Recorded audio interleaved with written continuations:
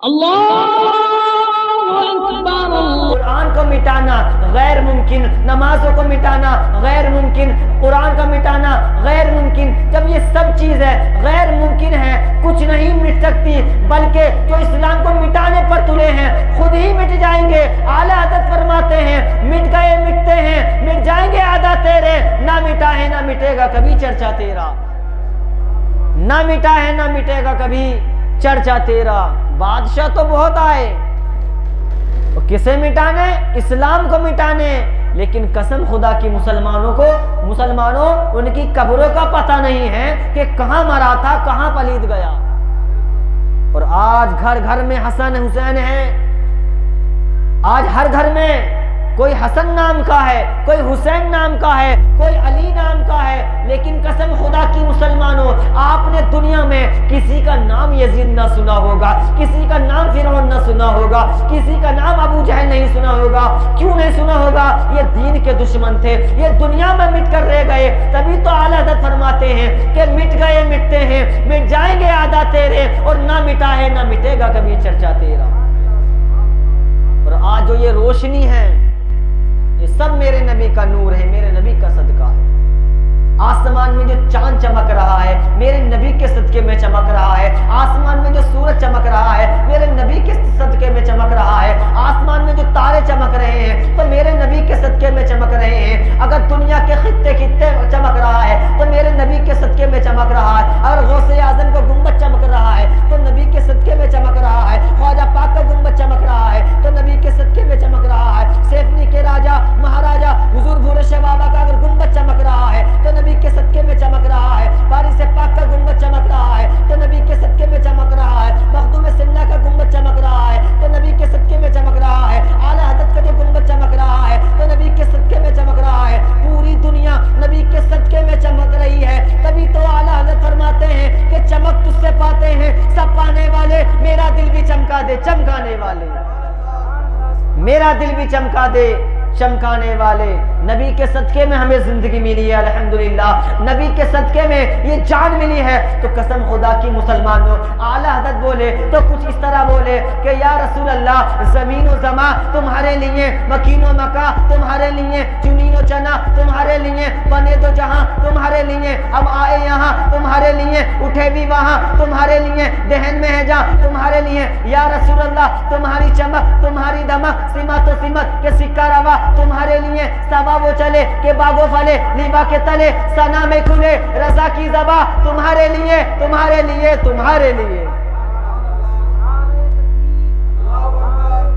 या रसूल अल्लाह, जिंदाबाद जिंदाबाद जिंदाबाद। सुभान अल्लाह, मेरे नाम का भी नारा लगा दिया। सुभान अल्लाह, अल्लाह ताला इनके उम्र में बरकत अता फरमाए। तवज्जो करो प्यारे, नबी की सदके में ये जिंदगी मिली है तो वफादार वही है जो नबी के नाम पर जान कुर्बान कर दे। आओ मैं उस सहाबा का जिक्र सुनाता हूं, ऐसे सहाबा कि न नबी का दिल उनके बिना लगे न उनका दिल नबी के बिना लगे। मक्का की सरजमीन है, मेरे नबी का गुजर हुआ, आह की सुनाई आई, तकलीफ की सुनाई आई। मेरे नबी ने कान लगाकर सुना कि कोई तकलीफ में है, आगे बढ़े। जितना मेरे नबी आगे बढ़ रहे थे आह की सुनाई उतनी बुलंद हो रही थी। मेरे नबी चलते चलते उस दरवाजे पर पहुंच गए जहां से आवाज आ रही थी। मेरे नबी ने दरवाजे पे दस्तक दी कि अंदर कौन है, तो अंदर से आवाज आई, ए आने वाले आजा, दरवाजा खुला हुआ है। मेरे नबी ने दरवाजा खोला और खोलने के बाद अंदर तशरीफ ले गए। और ले जाने के बाद मेरे नबी ने क्या देखा कि एक गुलाम है जिसका रंग काला है, नाक मोटी है, होठ मोटे हैं, चेहरा काला है, पूरा काला है। उससे पूछा तुम्हें क्या तकलीफ है? तो कहा मेरे सर में दर्द है। जब मेरे नबी ने देखा था तो तो उनके सामने चक्की रखी हुई थी, जो हाथ से पीसते हैं चक्की। मेरे नबी ने इरशाद फरमाया और अपनी मुज़म्मिल वाली चादर उतारी, और उतारने के बाद उस गुलाम के, वो जो गुलाम था, उस गुलाम से कहा, ले मेरी चादर ले और तू लेट जा। कहा लेटूंगा नहीं। कहा लेटूंगा नहीं। कहा क्यों? कहा मेरा बादशाह बड़ा जालिम बादशाह है, अगर मैंने आटा ना पीसा तो मेरा बादशाह मुझे मारेगा, मेरी पिटाई करेगा। तो मेरे नबी ने फरमाया, ए शख्स सुन, आराम तू करेगा और आटा आज मैं पीसूंगा। आराम तू कर, आटा मैं पीस के दूंगा। मेरे नबी ने जैसे ही चक्की की तरफ को हाथ बढ़ाया, रब ने हुक्म दिया, ए जिब्राइल जाओ, और जाने के बाद ऐसा ना हो कि मेरा महबूब चक्की चलाए और मेरे महबूब के हाथों में छाले पड़ जाएं। ए जिब्राइल जाओ। और जाने से पहले नबी ने उसका नाम पूछा था कि ए गुलाम तेरा नाम क्या है? तब वो कोई और नहीं बल्कि मुसलमानों हजरत बिलाल थे। सुभान अल्लाह, हजरत बिलाल थे। कहा ए बिलाल तू आराम कर, आज चक्की मैं पीसूंगा। इतना कहना था प्यारे मुसलमानों। होता क्या है, अल्लाह ने हुक्म दिया, ए जिब्राइल जाओ, ऐसा ना हो कि मेरा महबूब आटा पीसे, चक्की चलाए, मेरे महबूब के हाथों में कांटे आ जाएंगे, मेरे महबूब के हाथों में छाले पड़ जाएंगे। हजरत जिब्राइल आते हैं, कहते हैं या रसूल अल्लाह आप पीछे हटिए, आटा मैं पीसूंगा। तो नबी ने इरशाद फरमाया, ए जिब्राइल खाली चक्की ही नहीं बल्कि इधर चक्की चलेगी, उधर हजरत बिलाल का दिल बहलेगा। तुम ना चलाओ, इधर मैं चलाता हूँ। मेरे नबी ने सारा आटा पीस दिया। फिर वो चलते बने। चलते वक्त हजरत बिलाल ने कहा था, ए अनजान इंसान, ए आने वाले शख्स, अपना नाम तो बता जा। मेरे नबी ने इरशाद फरमाया, कल मैं फिर आऊंगा, कल तेरा काम फिर करूंगा, तू परेशान ना होना, तू आटा ना पीसना, तू परेशान मत होना, तू आराम करना। मेरे नबी फिर दूसरे दिन जाते हैं, फिर काम करके आते हैं। फिर हजरत बिलाल कहते हैं, ए आने वाले तूने अपना नाम नहीं बताया। मेरे नबी ने इरशाद फरमाया कि मैं कल फिर आऊंगा, नाम फिर बताऊंगा। इतना कहना था। फिर तीसरा दिन होता है, फिर जाते हैं, फिर आटा पीसते हैं। फिर हजरत बिलाल पूछते हैं, ए आने वाले तू अपना नाम तो बता जा। मेरे नबी ने इरशाद फरमाया, इंशाअल्लाह कल आऊंगा, नाम पक्का बताऊंगा। इतना कहना था प्यारे मुसलमानों। तवज्जो करो, तवज्जो करो, ज़हन लगाओ। मेरे नबी ने इरशाद फरमाया, फिर दूसरा दिन हुआ, चौथा दिन जाते हैं और जाने के बाद आटा पीसते हैं। उस आटा पीसने के बाद हजरत बिलाल का जब आटा पीस देते हैं, सारा काम कर देते हैं, तो हजरत बिलाल कहते हैं, ए आने वाले अपना नाम तो बता जा। तो मेरे नबी मुस्कुराए और कहा, अना मुहम्मदुर रसूलुल्लाह, मुझे अल्लाह का रसूल कहते हैं। इतना कहना था। कहा मुझे किसके सहारे छोड़कर जा रहे हो? हाथ बढ़ाओ, कलमा पढ़ाओ। हजरत बिलाल को कलमा पढ़ा दिया गया। इसके मोहब्बत इतना हो गया था। मेरे बिलाल, हजरत बिलाल अगर बकरियां चरा रहे हैं तो जुबान पर नबी नबी है, अस्सलातु वस्सलामु अलैका या रसूलल्लाह के तराने हैं। अब उमैया ने सुना कि इसने नबी का कलमा पढ़ लिया है। ये जो इनका बादशाह था उमैया, ये बड़ा ही जालिम बादशाह था प्यारे मुसलमानों। हजरत बिलाल को बुलाया और बुलाने के बाद कहा, ए बिलाल नबी का कलमा पढ़ना छोड़ दे, मैं तुझे इतने दीनार दूंगा, तुझे इतना मालदार कर दूंगा। लेकिन हजरत बिलाल को किसी दुनियादार का नहीं बल्कि मदीने वाले को दिल दे चुके थे। सुभान अल्लाह। हजरत बिलाल कहते हैं, मुझे कोई दौलत नहीं चाहिए, मुझे इश्क़ मोहम्मद हो चुका है, मैं नबी से मोहब्बत करता हूँ। मेरे नबी ने इरशाद फरमाया, ए बिलाल ये अपना ईमान लाना, जाहिर मत करना, ऐसा ना कहना कि मैं ईमान ले आया। लेकिन जब इश्क़ मोहम्मद चढ़ा तो नबी नबी कर रहे हैं, बकरियां चरा रहे हैं तो नबी नबी कर रहे हैं, जो काम कर रहे हैं तो नबी नबी कर रहे हैं। अल्लाहु अकबर। ये जालिम था उमैया। उमैया ने हजरत बिलाल को बुलाया और बुलाने के बाद हजरत बिलाल के दोनों तख्त के पायों के नीचे हजरत बिलाल के हाथ रख दिए और लेट गया। कहा तुझे क्या तकलीफ हो रही है? तो हजरत बिलाल का जवाब सुनो प्यारे मुसलमानों। हजरत बिलाल कहते हैं, जो इश्क़ मोहम्मद में खो जाता है उसे तकलीफ का पता नहीं होता, मुझे कोई तकलीफ नहीं हो रही। इतना कमीना था, इतना खबीस था ये उमैया। ये सो गया, इसने सोचा कि जब सुबह उठेंगे तो हजरत बिलाल ये सोचेंगे कि मैं नबी का कलमा ना पढ़ूं, लेकिन नादान था उमैया। उमैया को ना मालूम था कि जब इसके मोहम्मद चलता है तो सर चढ़कर बोलता है। अब ये उठा और उठने के बाद जब देखा हजरत बिलाल के चेहरे को, दोनों हाथों में से खून निकल रहा है, अल्लाह अकबर, दोनों हाथों में से खून हजरत बिलाल के निकल रहा है। उमैया ने कहा, क्या बिलाल तुझे तकलीफ नहीं होती? तो बिलाल का जवाब सुनो प्यारे सुन्नी मुसलमानों। हजरत बिलाल कहते हैं जो इसके मोहम्मद में डूब जाते हैं उन्हें तकलीफ नहीं होती बल्कि आसानी हो जाती है। कि जो इसके नबी में डूब जाते हैं उन्हें आसानी हो जाती है। और तू क्या समझा कि नबी का कलमा पढ़ना छोड़ देगा बिलाल? जान दे सकता है लेकिन नबी का कलमा पढ़ना नहीं छोड़ सकता। इतना कहना था। अब हजरत बिलाल को इसने तरह तरह की तकलीफों से नवाजा, और नवाजने के बाद ये तकलीफ दे रहा था हजरत बिलाल के पेट से उस गर्म रेत पर इस कमीन ने, इस खबीस ने, उमैया ने हजरत बिलाल के गर्म रेत पर एक पत्थर बांध दिया पेट से। अल्लाह अकबर। लेकिन किसकी मोहब्बत में मुसलमानों? नबी की। किसकी मोहब्बत में? नबी की मोहब्बत में। तवज्जो करो, इतना कहना था। तकलीफ हो रही है, ये जुल्म कर रहा है। हजरत अबू बकर सिद्दीक का आना हुआ, उधर से गुजर हुआ, देखा कि बिलाल पर जुल्म हो रहा है। सरकार की बारगाह में पहुंचे, अर्ज की या रसूल अल्लाह, जो तुम्हारा गुलाम बिलाल है, जो तुम्हारा गुलाम बिलाल है, जिसको तुम्हारा रंग चढ़ा हुआ है या रसूल अल्लाह, उसको उमैया जुल्म कर रहा है, कोड़े बरसा रहा है। मेरे नबी ने इरशाद फरमाया, कोई मक्का में ऐसा नहीं है जो मेरे बिलाल को खरीदे। कसम खुदा की मुसलमानों, हजरत अबू बकर सिद्दीक ने इतना सुना और सुनने के बाद चलते बने। मेरे नबी ने इरशाद फरमाया, ए अबू बकर कहाँ जा रहे हो? कहा या रसूल अल्लाह, अब मैं जो है मैं जो बिलाल को खरीदने जा रहा हूँ। तो मेरे नबी ने इरशाद फरमाया, ए अबू बकर आधा हिस्सा मेरा डाल लेना।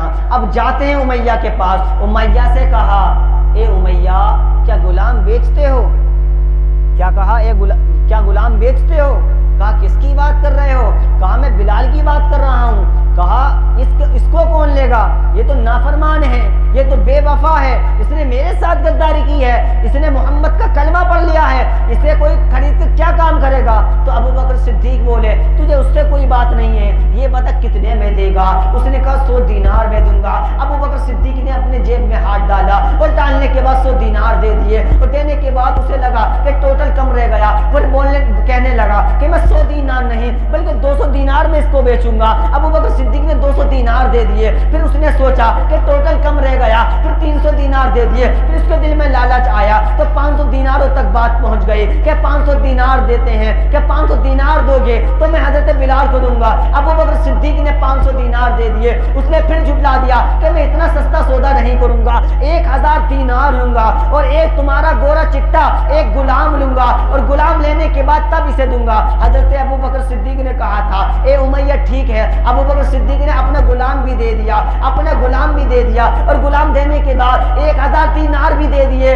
और मेरे अबू बकर सिद्दीक ने हजरत बिलाल को खरीदा और बिलाल को लाने के बाद नबी के सामने खड़ा कर दिया। और करने के बाद प्यारे मुसलमानों तवज्जो करो, करने के बाद मेरे नबी ने कहा, ए बिलाल इधर निगाह उठाओ। हजरत बिलाल ने मोहम्मद मुस्तफ़ा सल्लल्लाहु अलैहि वसल्लम के चेहरे को देखा और चेहरे को देखने के बाद मेरे नबी ने आके उसमें हजरत बिलाल की आंखों में अपनी रहमत भरी नजर डाली और डालने के बाद हजरत बिलाल को सीने से लगा लिया। कहा, ए बिलाल कितनी तकलीफ हो रही है? तो अर्ज करते या रसूल अल्लाह, जो तकलीफ हो रही थी जब हो रही थी, अगर मैं जब से मैं तुम्हारे सीने से लगा हूं मेरी सारी तकलीफ दूर हो गई। तभी तो आला हज़रत फरमाते हैं, तभी तो आला हज़रत ने इरशाद फरमाया, तभी तो आला हज़रत फरमाते हैं कि जब आ गई है जोश रहमत पे उनकी आंखें जलते बुझा दिए हैं, रोते हंसा दिए हैं। और वल्लाह क्या जहन्नम अब भी न सर्द होगा, रो रो के मुस्तफ़ा ने दरिया बहा दिए, रो रो के मुस्तफ़ा ने दरिया बहा दिए हैं। प्यारे मुसलमानों, ये थे इश्क नबी। जब ये सर चढ़कर बोलता है ना तो किसी की नहीं सुनता। याद रखो मुसलमानों, हमारी जो जिंदगी है तो नबी के सदके में। हमें दुनिया से उठना है, यहां से जाना है तो याद रखो दीदार मोहम्मद का कब्र में भी होगा, दीदार मोहम्मद का कब्र में भी होगा और इंशाअल्लाह उनकी ही सिक्का चलेगा मैदान महशर में। इसमें कोई शक नहीं है। बड़े बड़े सहाबा ने नबी के नाम पर अपनी जानें कुर्बान कर दी। यार हम तो क्या चीज़ हैं। और आज ये जो हम अपने घरों में चरागा करते हैं, घर सजाते हैं, गलियां सजाते हैं, मैं मना नहीं करता, बहुत अच्छी बात है। गलियां सजाओ, घर सजाओ, मकानात सजाओ, बिल्डिंगें सजाओ, लेकिन जिसके नाम पर तुम ये घर सजा रहे हो, बिल्डिंगें सजा रहे हो, अपनी दुकानें सजा रहे हो, उसी नबी की आंखों की ठंडक नमाज है। उसी नबी की आंखों की ठंडक नमाज है। और हम सबसे पीछे नमाजों में, हम सबसे पीछे नमाजों में हैं। हाँ, सबसे पीछे। और हमारी इस्लामी बहनें हमसे 2 कदम आगे हैं। उन्हें यही नहीं मालूम कि मेरा बाप है या भाई है या कौन है। सर पे दुपट्टा नहीं होता यार, यही अदब नहीं है कि मेरा भाई मेरे सामने है, इसका अदब क्या है। मेरा बाप मेरे सामने है तो इसका अदब क्या है। शैतान कहता है कि जिस लड़की के सिर पे दुपट्टा नहीं होता वो मेरी बीवी है, जिसके सर पे दुपट्टा नहीं होता वो मेरी बीवी है, शैतान कहता है। कुर्बान जाओ बीबी फातिमा ज़हरा पर, उनकी किरदार पर। और ये अपने आप की खुशनसीबी समझो मेरी इस्लामी बहनों कि नबी ने फरमाया कि मेरी फातिमा जन्नती नौजवानों औरतों की सरदार है। इतना बड़ा मुझसे दे दिया मेरे नबी ने, क्या ये कम है। और इमाम हुसैन के बारे में इरशाद फरमाया नबी ने कि इमाम हुसैन जन्नती नौजवानों के सरदार है। इधर वालिदा औरतों की सरदार और इधर मोहम्मद उम्मती के जितने जवान होंगे उनके सरदार इमाम हुसैन है। क्या ये कम है? बहुत है। और नबी का यार, नबी की पावर, नबी की शान, नबी की ताकत तो इतनी है हमसे बयान भी नहीं हो सकती। जो उनके गुलामों के गुलाम हैं, उनकी करामतों का आलम तो ये है। आओ मैं किसकी बारगाह में ले चलूं, आओ गौसे आजम की बारगाह में चलते हैं। वो भी इमाम हुसैन के पोतों में लगते हैं। इमाम हुसैन की औलाद हैं हुजूर गौसे आजम। एक मर्तबा क्या हुआ, आपके नाना की बारगाह में एक औरत आई और आने के बाद एक उसके पास लड़का था, लड़का बच्चा था, उसका इंतकाल हो चुका था। हुजूर गौसे आजम के नाना से कहा, हुजूर मेरे बेटे के लिए दुआ कर दीजिए कि अल्लाह ताला इसको जिंदा कर दे, इसको जिंदा कर दे। हुजूर गौसे आजम के नाना ने फरमाया, ए औरत, तेरे बेटे का इंतकाल हो चुका है। अल्लाह ताला ने जितनी सांसें लिखी थी इसकी पूरी हो चुकी है, अब ये वापस नहीं, अब ये अपने दरबार में है। और कहकर चले गए। तो जाने के बाद अब ये रो रही हैं, रो रही हैं। क्यों रो रही हैं? तवज्जो करो प्यारे मुसलमान, नासिर भाई तवज्जो करो। ये यूं रो रही हैं कि जिसकी औलाद होती है, माँ बाप जानता है कि औलाद क्या चीज होती है, औलाद का दर्द क्या होता है वो वालिदैन से पूछो।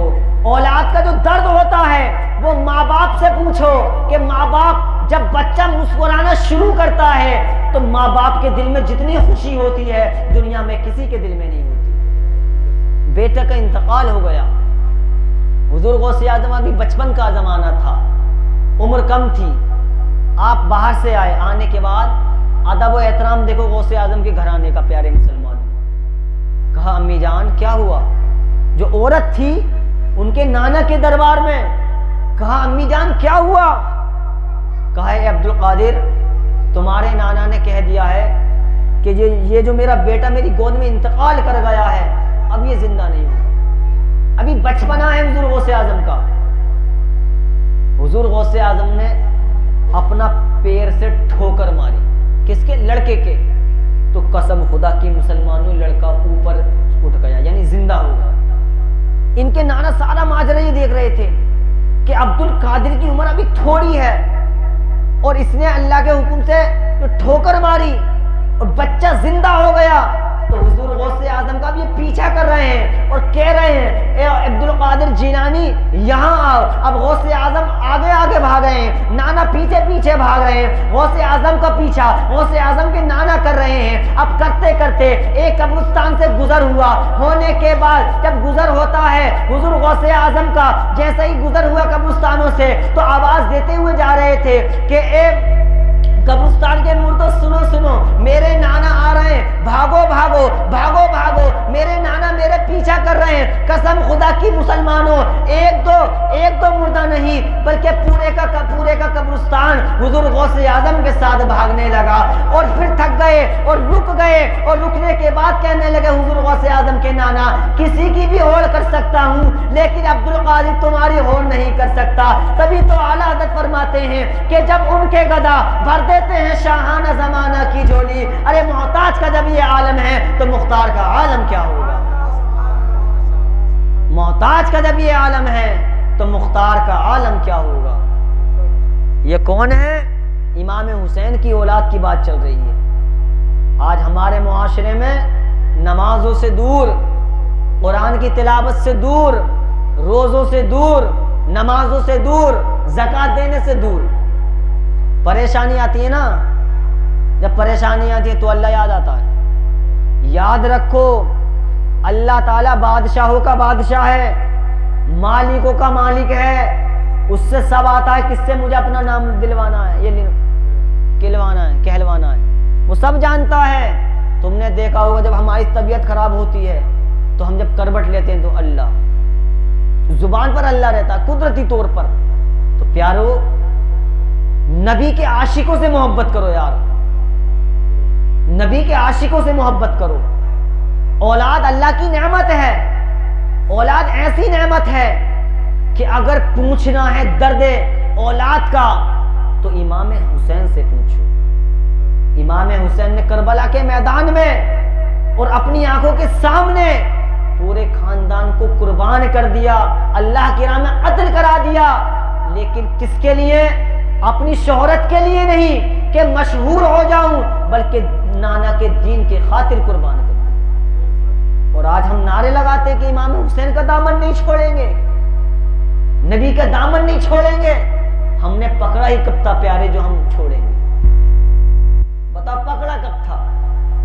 पकड़ना जब माना जाएगा जब तुम पांचों टाइम के नमाजी हो जाओगे। पकड़ना जब माना जाएगा जब वालिदैन से मोहब्बत करोगे। पकड़ना जब माना जाएगा जब वालिदैन की खिदमत करोगे। याद रखो, अगर तुमने वालिदैन को सताया तो वो दिन दूर नहीं, या तुम्हारी औलाद तुम्हारे जब तुम जवानी में जाएगी वो तुम्हें परेशान करेगी। कुरान शरीफ में आया है वालिदैन से उफ तक की ना करो। लफ्ज उफ कितना छोटा है। माँ बाप से उफ तक की ना करो। और जो नौजवानों के माँ बाप से ही सलामत हैं, अल्लाह ताला कयामत तक सलामत रखे, दुनिया में भी सलामत रखे। प्यारे याद रखो, उसके दिल से पूछो जिसका बाप नहीं है, उसके दिल से पूछो जिसकी माँ नहीं है, उसके दिल से पूछो जिसकी जवानी में भाई मर गया, उसके दिल से पूछो जिसके जवानी में बहन मर गई, उसके दिल से पूछो कि अभी होश भी नहीं संभाला था, बाप गुजर गया, अभी होश भी ना संभाला था, माँ गुजर गई, अकेला है। याद रखो मुसलमानों, उसके दिल से पूछो जिसका कोई नहीं। कभी तवज्जो करो प्यारे, उसके दिल से पूछो जिसका कोई नहीं है। आज हमारे मुआशरे में क्या देखा जाता है, जब हम बाहर कोई सफर करने के लिए जाते हैं, जब हम किसी ढाबे पे रुकते हैं तो हम क्या देखते हैं? एक छोटा बच्चा होता है ना, उसकी सेट साफ होती है, सेट भी गंदी होती है, जो पैंट पहनता है वो भी फटी होती है, चेहरा भी धुला हुआ नहीं होता है, वो हमारे काउंटर के पास आता है, हमारे टेबल के पास आता है और साफ करता है। आपने देखा होगा बड़े बड़े होटलों पर जब वो साफ करता है। अब ये नहीं मालूम प्यारे मुसलमान कि उसने खाना खाया होगा ना खाया होगा। ये वही बच्चा है जिसके बाप नहीं थे, ये यही बच्चा था जिसकी माँ नहीं थी। क्यों? पता है ऐसे चला, अगर इसका बाप होता तो प्लेटें साफ करने के लिए होटल पे ना बिठालता, अगर इसकी माँ होती तो इसे होटल पे ना छोड़ती कि तू प्लेटें साफ करना। याद रखो, अगर किसी होटल पे तुम्हारा जाना हो, अगर किसी होटल पे तुम्हारा कोई गुजर हो, अगर किसी होटल पे कुछ खाने पीने के लिए सामान लो, तो उस बच्चे का भी ख्याल रखो। मालिक जो देता है वो तो देता है, चुपके से तुम 50 रुपए उसे दे दो या 20 रुपए दे दो या 100 का नोट चुपके से दे दो। वो गरीब का बच्चा है, जब तक वो उसके पास वो तुम्हारा 100 का नोट रहेगा वो तुम्हें दुआएं देता रहेगा, वो तुम्हें दुआएं देता रहेगा। तुम्हारा एहसान नहीं भूलेगा। आज हम होटलों पे देखते हैं यार, बच्चा है, ठंड पड़ रही है, ठिठर रहा है, ठंडे पानी से प्लेटें धोते हुए हमने देखा, आपने भी देखा होगा। लेकिन हम कभी ये नहीं पूछते कि बेटा खाना खाया। हम उसे बड़े स्टाइल में टांग पे टांग रखकर पूछे, बेटा इधर आ, बड़ी शान समझते हैं, इधर आ, चल ये टेबल साफ कर। सद अफसोस है मुसलमानों, रब जो चाहेगा वो होगा। अल्लाह ताला फरमाता है वमा तशाऊन इल्ला अन यशा अल्लाहु रब्बुल आलमीन, तुम्हारे चाहने से कुछ नहीं होता। कुरान कहता है वही होता है जो मेरा रब चाहता है। गरीब बनाना उसकी कुदरत, अमीर बनाना उसकी कुदरत, इज्जत देना उसकी कुदरत, जिल्लत देना उसकी कुदरत। कोई इंसान ये चाहे कि मैं फला इंसान की बेइज्जती कर दूं, पूरी दुनिया भी ताकत लगाएगी तब भी उसकी बेइज्जती नहीं हो सकती यार। आओ मैं खातून का वाकया सुनाता हूं, सुनना चाहते हैं? नींद तो नहीं आ रही? तो कहिए हाथ उठा के सुभान अल्लाह। तारीख में नाम है हजरत जुमेरा का। क्या नाम है? हजरत जुमेरा। नबी का कलमा पढ़ा, और नबी का कलमा पढ़ने के बाद जो ये काम करती तो जुबान पर नबी नबी रहता था। जो इनका बादशाह था वो यहूदी था, ये काम कर रही थी उसके घर पर, तो उसने कान लगाकर सुना तो हजरत जुमेरा नबी नबी कर रही थी। कहा ए जुमेरा क्या कर रही हो? कहा मैं नबी नबी कर रही हूं। उनके बादशाह ने कहा नबी का नाम लेना छोड़ दे, मैं तुझे दौलतमंद कर दूंगा। तो कहा था ए नादान बादशाह, तू नाम लेने की बात कर रहा है, अगर नाम ना लिया जाए तू मेरी जान भी लेगा तब भी जुमेरा नबी नबी कहना नहीं छोड़ेगी। सुभान अल्लाह। मुझे इश्क़े मोहम्मद है, किसी मैंने दुनिया वाले से प्यार नहीं, मदीने वाले से प्यार किया है। अब ये इतना जालिम था, इसने हजरत जुमेरा को एक दिन बुलाया और बुलाने के बाद कोड़े से मारना शुरू कर दिया। मारता रहा मारता रहा मारता रहा, मारते मारते जब ये थक गया, और थकने के बाद सामने से फारूक आजम आ रहे थे। उस जमाने में फारूक आजम ने अभी कलमा नहीं पढ़ा था नबी का, अभी कलमा नहीं पढ़ा था फारूक आजम ने। कोड़े बरसाए, कहा ए उमर ले यार तू जवान है, ले कोड़े जुमेरा पे तू बरसा। तो फारूक आजम ने फरमाया ए बादशाह जुमेरा को क्यों मार रहे हो? कहा इसने मोहम्मद अरबी का कलमा पढ़ लिया है। इतना कहना था प्यारे मुसलमानों, तवज्जो करो। अब फारूक आजम के हाथ में कोड़ा है, कोड़ा बरसाना। अब जुमेरा को मारना शुरू करते हैं फारूक आजम। अब ये भी थक जाते हैं, थकने के बाद बैठते हैं, और बैठने के बाद कहती हैं हजरत जुमेरा ए उमर थक गए हो? तो उमर कहते हैं ए जुमेरा थका नहीं हूँ, पानी पीऊंगा, फिर कोड़े बरसाऊंगा तुझ पर। फिर पानी पीते हैं, और पानी पीने के बाद हजरत जुमेरा के कोड़े बरसाना शुरू कर देते हैं। प्यारे मुसलमानों, अब तकलीफ हो रही है, लेकिन जुबान पर नबी नबी था। तकलीफ हो रही है, जुबान पर नबी नबी था। प्यारे मुसलमानों, अब होता क्या है, एक मर्तबा क्या हुआ, ये नबी नबी कर रही थी, सामने से अबू जहल आ रहा था। अबू जहल को देखकर ये ज़ारा जोर जोर से कहने लगी अस्सलातु वस्सलामु अलैका या रसूल अल्लाह। जब करीब आया तो और बुलंद आवाज से हजरत जुमेरा कहने लगी नबी नबी अस्सलातु वस्सलामु अलैका या रसूल अल्लाह, अस्सलातु वस्सलामु अलैका या हबीब अल्लाह। ये देखकर वो दंग रह गया। वो ये सोच रहा था कि हजरत जुमेरा ने मुझे कुछ नहीं समझा, मैं तो बड़ा बादशाह हूँ, मैं तो बड़ा जालिम हूँ, लेकिन इसने मेरा अदब व एहतराम भूल चुकी है। उसके बादशाह को बुलाया, और बुलाने के बाद कहा वो जो तेरी बांदी है, वो जो तेरी लोंडी है, वो जो तेरी गुलाम है जुमेरा नाम की, उसने मेरे सामने अदब व एहतराम भूल चुकी है। वो नबी का कलमा पढ़ रही है और तू उसको सदा नहीं दे रहा। जा, मैं कहता हूँ उसको सदा दे और उसको हलाक कर दे, यानी जान से मार दे। अब इसने बुलाया, इस यहूदी ने बुलाने के बाद हजरत जुमेरा के पीछे हाथ बांधिए, और हाथ बांधने के बाद अब अपने गुलामों से कहा एक सरिया लाओ। एक सरिया लाया गया। प्यारे मुसलमानों, सरिया दिखाया गया। जब सरिया बिल्कुल सुर्ख हो गया, सरिया जब लाल हो गया, तो हजरत जुमेरा की आंख के करीब लेकर गया है, और ले जाने के बाद कहा ए जुमेरा नबी का कलमा पढ़ना छोड़ दे, वरना मैं तेरी आंख निकाल लूंगा। तो हजरत जुमेरा कहती हैं ए बादशाह, एक आंख नहीं तो दोनों आंखें निकाल ले, लेकिन जुमेरा नबी का कलमा पढ़ना नहीं छोड़ेगी। सुभान अल्लाह। इतना कहना था। हजरत जुमेरा से कहता है अब सुन सुन, मैं तेरी आंख निकाल रहा हूँ। एक आंख निकाल दिया, अल्लाहु अकबर। हजरत जुमेरा की एक आंख निकाल देता है, फिर सरिया तैयार कराता है। जब सरिया दिखाया गया, जब सरिया लाल हो गया तो दूसरी आंख के करीब लेकर गया और ले जाने के बाद कहा, ए जुमेरा, मैं तेरी दूसरी भी आंख निकालने वाला हूँ। अगर तेरा नबी सच्चा है, तेरा रसूल सच्चा है तो ये आंखें वापस करवा कर दिखा, तब मैं मानूंगा तेरा नबी सच्चा है। इतना कहना था, इतना जालिम बादशाह था। हजरत जुमेरा की दोनों आंखें निकाल लेता है, अल्लाह अकबर, और एक चौराहे पे डाल देता है। और डालने के बाद हजरत जुमेरा के पीछे हाथ बंधे हैं। प्यारे मुसलमानों, हजरत जुमेरा अब फरियाद कर रही हैं कि ए मौला, ये मेरा फरियाद, ये मेरी फरियाद, ये मेरी दुआ मदीने वाले तक पहुंचा दे। हवा गूंजी और हवा फैली। हवा चलने के बाद मदीने वाले तक पहुंच गई, लेकिन नबी तक जैसे ये बात पहुंची है, मेरे नबी ने सहाबा से इरशाद फरमाया, ए सहाबा चलो जुमेरा को देखने चलते हैं। अब जुमेरा के पास आए। आने के बाद मेरे नबी ने इरशाद फरमाया, ए सहाबा जुमेरा को खड़ा करो। और खड़ा करने के बाद कहा, ए सहाबा इन्हें खड़ा करो। हजरत जुमेरा को खड़ा किया। प्यारे मुसलमानों, और खड़ा करने के बाद मेरे नबी ने इरशाद फरमाया, ए जुमेरा कैसा महसूस कर रही हो? तो जुमेरा का जवाब सुनो। जुमेरा कहती है, या रसूल अल्लाह, जब तुमने पूछ लिया है तो सब ठीक हो गया है।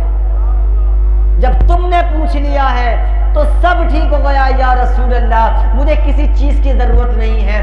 जहां से आंखें निकली थी वहां से खून निकल रहा है। मेरे नबी ने कहा, ए जुमेरा ये बताओ कि कैसा महसूस कर रही हो? तो हजरत जुमेरा कहती हैं, या रसूल अल्लाह, जब आपने पूछ लिया है तो सब ठीक हो गया है। आला हजरत फरमाते हैं, जब आ गई है जोशे रहमत पे उनकी आंखें जलते बुझा दिए हैं, रोते हंसा दिए हैं, और वल्लाह क्या जहन्नम अब भी न सर्द होगा, रो रो के मुस्तफा ने दरिया बहा दिए। हजरत जुमेरा कहती हैं, या रसूल अल्लाह, मुझे आंखें नहीं चाहिए।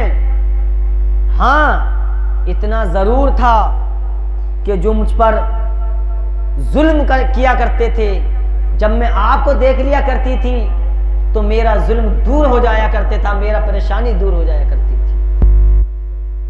सुनो, क्या चाहती हो? कहा, या रसूल अल्लाह सल्लल्लाहु ताला अलैहि वसल्लम, उसने ताना दिया है कि तेरा नबी सच्चा है। अगर तेरा रसूल सच्चा है, जो मैंने तेरी आंखें निकाली हैं वो आंखें वापस करवा के दिखा।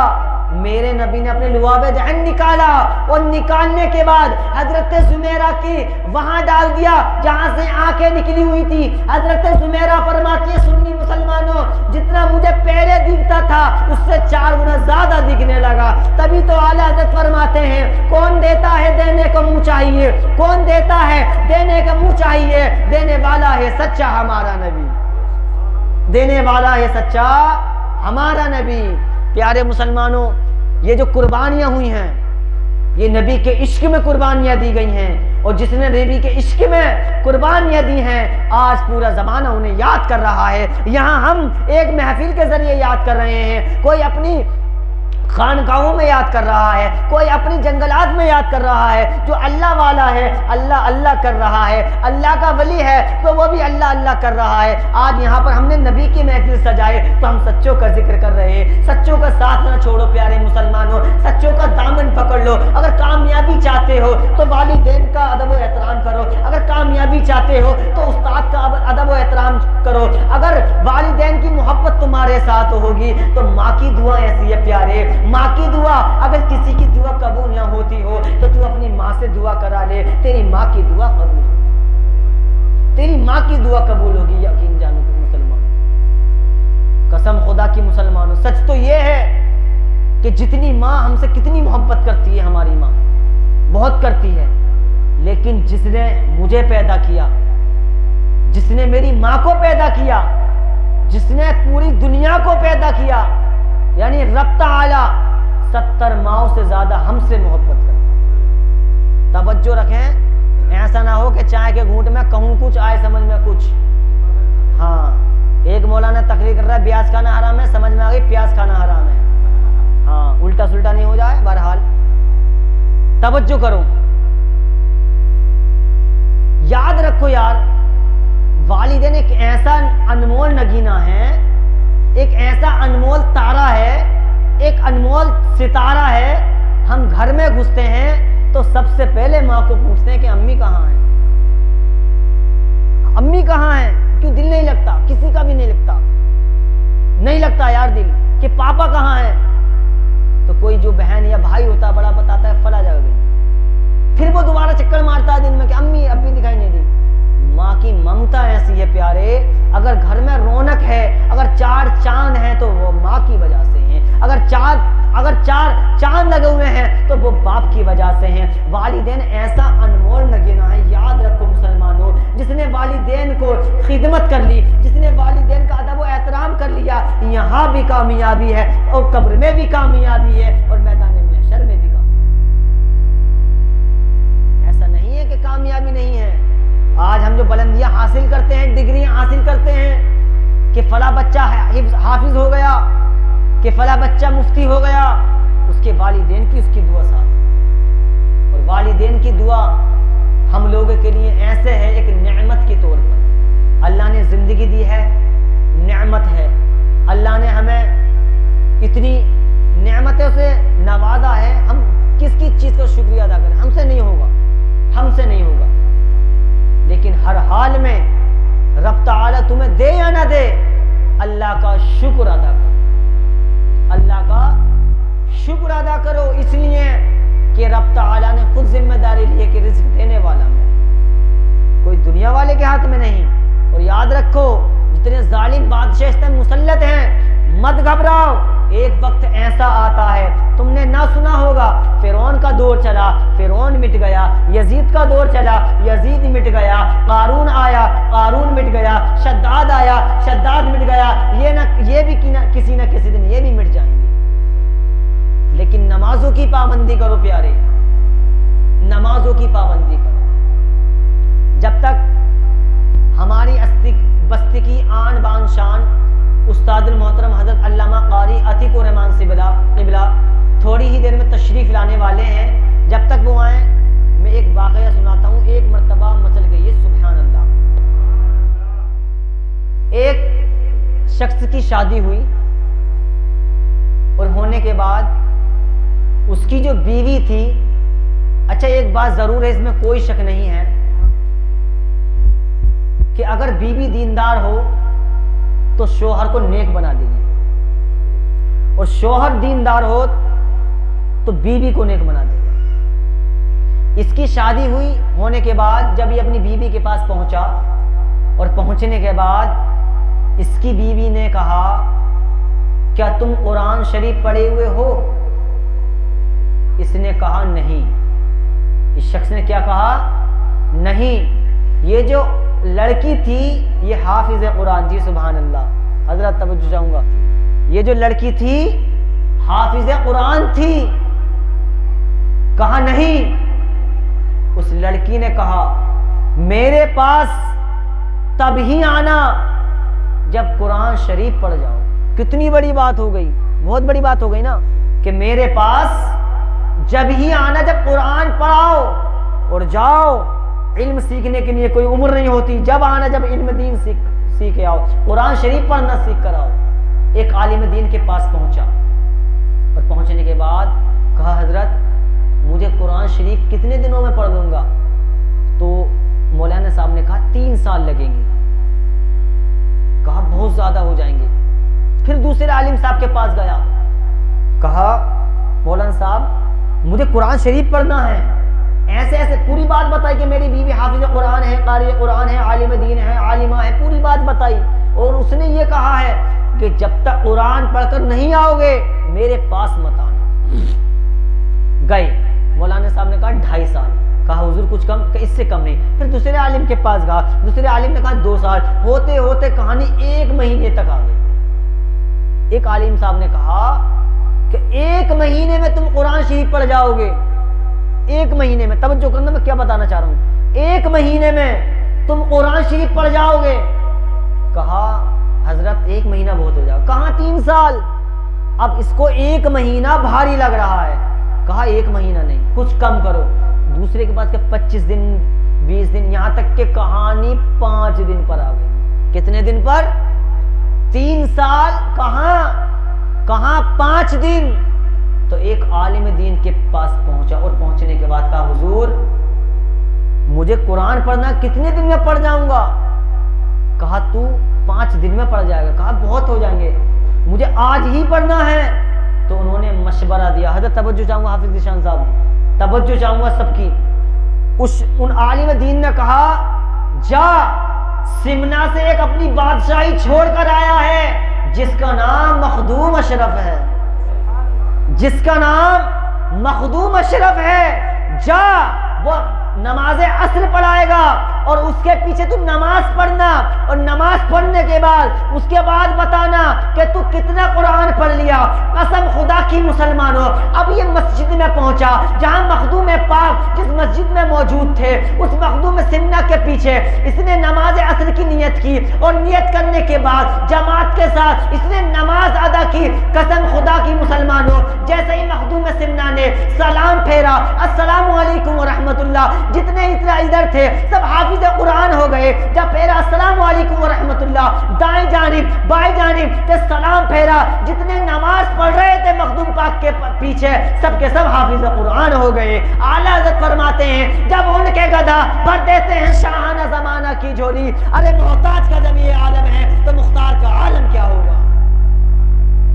एक वली की दरबार से इतना कुछ मिल गया, एक वली के दरबार से। और आज हमारी बस्ती में इतनी बड़ी शान है जिनका नाम सैयद शेख भूरे शबाब रहमतुल्लाह अलैहि। आज हम ये समझते हैं कि इनके दरबार से कुछ नहीं मिलता। कसम खुदा की जिनको मिल चुका है उनसे पूछो क्या देते हैं ये। हाँ उनसे पूछो। एक सेफनी की मशहूर है, ओरे धोरे इर्द गिर्द इतनी बड़ी दरगाह नहीं और इतना बड़ा उर्स भी नहीं होता, ओरे धोरे इतनी बड़ी सजावट नहीं होती है। मैं ये नहीं कहता सजावट नहीं होती है, लेकिन हाँ इतना जरूर कहता हूँ इतनी बड़ी इतनी सजावट और इतना जो मैदान में लगता है, जो पूरे मैदान में लाइटें लगती हैं, इर्द गिर्द कहीं नहीं लगती, ना लगती हैं, इसमें कोई शक नहीं है। बुजुर्गों से मोहब्बत करो, वालिदैन का अदब एहतराम करो, और याद रखो हम जो चीज खाएं या जो चीज पिए तो उसे बैठ कर पिए, बैठ कर खाएं, क्योंकि जब खड़े होकर पियोगे तब भी पेट में जाएगी, और जब खड़े होकर पियोगे तब भी पेट में जाएगी। फर्क कितना है, खड़े होने से ऐसी बीमारियां पैदा होती हैं जिनका कोई इलाज नहीं, जिनका कोई इलाज नहीं। बात कर रहा था वालिदैन की, वालिदैन से मोहब्बत करो, इनका अदब एहतराम करो। नारे तकबीर, अल्लाह।